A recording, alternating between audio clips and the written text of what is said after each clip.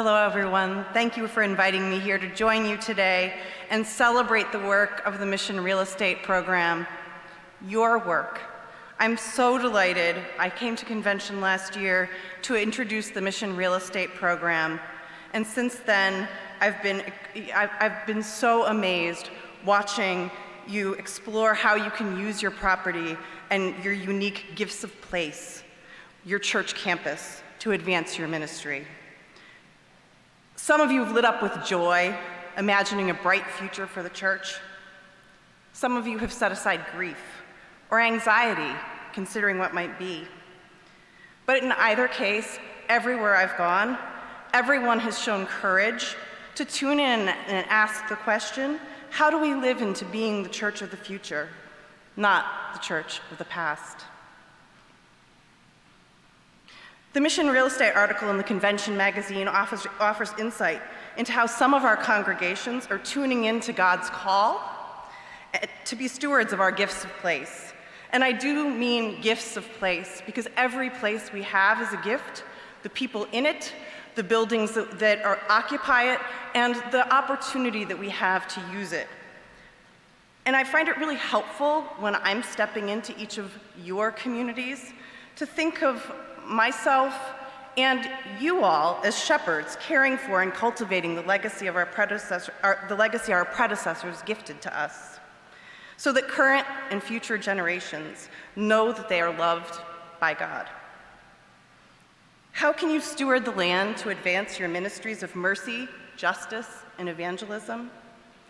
Is God calling you to fulfill an unmet need on your campus? How can you develop your property in a way that enhances your resources to sustain your ministries?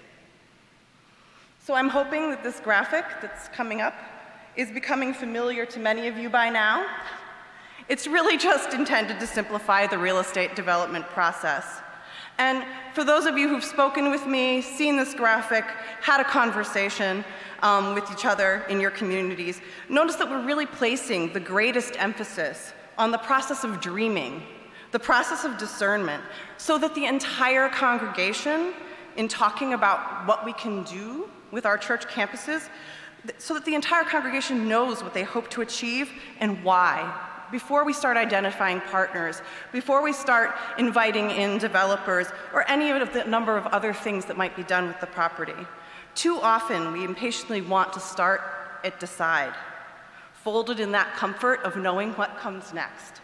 I know I often want to do that, and I know that many of you have told me that you want to do that as well.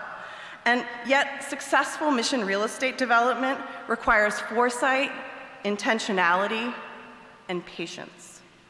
Which is why I want to be here today. I'm so excited to be here today to celebrate St. Mary's in the Valley, Ramona, and the Church of the Good Shepherd, Bonita, two congregations that recently have come into the next stage of the mission real estate process and looking at how they can advance their ministries. Good Shepherd is exploring different ways to develop a vacant lot behind their church so that they can plant a new multicultural congregation to share the existing church campus. So please give them a round of applause.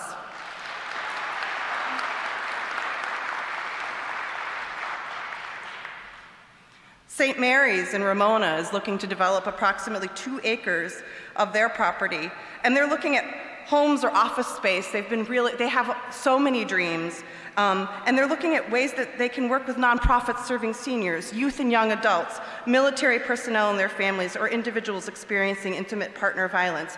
And they've been so open, and I'm looking forward to the workshop that we're going to be doing later today, and I hope that many of you will come to hear them talk about what they did in their congregational and community engagement process.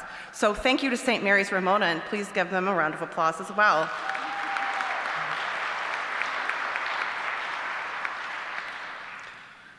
In addition, the Diocese is exploring ways to redevelop St. Stephen's, Menifee to provide affordable homes for families, a preschool, and a church in that rapidly growing community.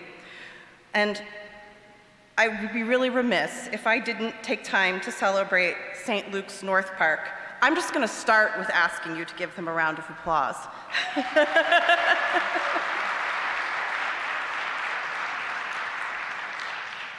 A few years ago, they selected Trestle Build to develop the property under a long-term ground lease on what's now a community garden, and their vision helped to catalyze the Mission Real Estate program. The deal is not yet final. These things take time. I think this is something we've all learned. So prayers and good wishes are welcome. But the new property map's been approved, the concept designs have been shared with the congregation, and I am so grateful for the opportunity to work with Father Colin and Mother Laurel on what comes next, and the groundbreaking is tentatively slated for early next year.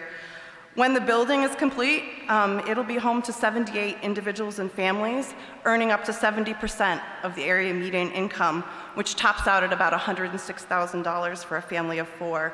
So once again, please give them a round of applause for leading the way with the Mission Real Estate program. We also have several churches that are deeply engaged in conversations about how their gifts of place can respond to congregational and community needs. You can read a little bit more about the work that St. John's Fallbrook is doing, or come visit the table in the hall next door to learn more about what they're doing, and I encourage you to talk to folks there about those conversations as well. We have so many other congregations that are starting this process or at various points, and I encourage you to join us at the workshop this afternoon to continue that conversation. Last and most important, I invite you to tune in and wonder about your own campus. What is God longing for in your community?